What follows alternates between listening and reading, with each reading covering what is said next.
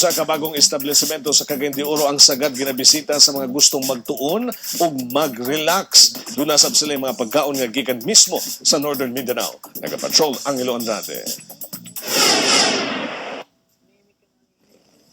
Hilom, puno sa libro, dunay mga study tables ug lamian nga pagkaon.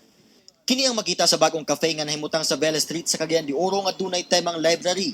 Kini na ang bagong destinasyon karon sa mga estudyante o gustong mag-relax sa hilom nga lugar. Sama na lang sa law student nga si Charis, nga pipila ka beses na mibalik sa dapit para mag-concentrate sa iyang pagtuon. Kwan siya, mingaw siya, tas dili sad kayo daghan tawo. And if ever daghan tawo ang gani, dili minimize gid ang voice. Sumala sa tag-iya nga si Bobby Flores, nakadesisyon sila nga itukod ang library-themed cafe hilabi na nga daghang mga estudyante ang gapangita og bagong lugar tun-anan. We found out there's a need na a place for silence, a place na where people can study.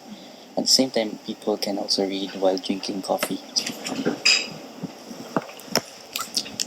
Gawas nga libre kang makabasa og libro ug makastudy diri sa Library Cafe, mamahimo sab kang maka-order og mga pastries ug mga kape nga proudly gikan sa Northern Mindanao.